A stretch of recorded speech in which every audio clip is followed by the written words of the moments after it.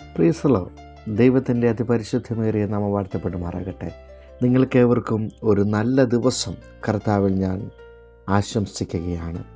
113 സങ്കീർത്തനം അതിൻ്റെ 7, 8 വാക്യങ്ങൾ ഇന്നത്തെ ചിന്തയ്ക്ക് ആധാരമായി വായിക്കാം.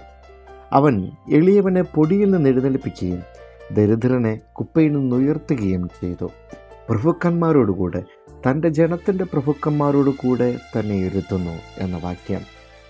പ്രിയമുള്ളവരെ, നിങ്ങളെവിടെയും എത്തില്ല എന്ന് പറഞ്ഞവരുടെ മുമ്പിലും നിങ്ങളൊന്നും ആകില്ല എന്ന് പറഞ്ഞവരുടെ മുമ്പിലും നിങ്ങളെ കരയിപ്പിച്ച ആളുകളുടെ മുമ്പിൽ നിങ്ങളെ നിർത്തിയിരിക്കുന്നത് നിങ്ങളുടെ ദൈവമാണ് എന്നുള്ള ഒറ്റ ബോധത്തോടു കൂടി വേണം നിൽക്കാൻ.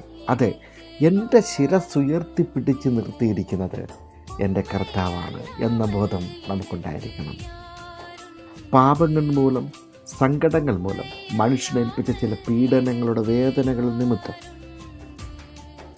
ശിരസ് താഴ്ന്നു പോയവർ എന്നെ കേൾക്കുന്നുണ്ടെങ്കിൽ ഇന്ന് ഈ ദിവസം കർത്താവ് നിന്നോട് കൂടെയുണ്ട്.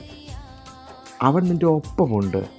അവനാണ് നിൻ്റെ തല ഉയർത്തിപ്പിടിച്ച് നിർത്തുന്നത് എന്നുള്ള ബോധ്യത്തോടു കൂടി നമുക്ക് മുൻപോട്ട് പോകാം. അതെ, നിശ്ചയമായും ദൈവം ദരിദ്രനെ കുപ്പയിൽ നിന്ന് ഉയർത്തുന്ന ദൈവമാണ്. അവൻ നിന്നെ പ്രഭുക്കന്മാരോടുകൂടി ഇരുത്തുന്ന ദൈവമാണ്.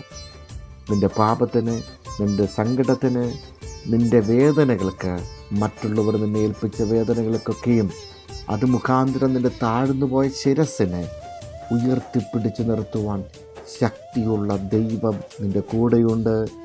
ഈ വചനങ്ങളാൽ ദൈവം നിങ്ങളെ ഏവരെയും ധാരാളമായി സഹായിക്കുകയും അനുഗ്രഹിക്കുകയും ചെയ്യുമാറാകട്ടെ.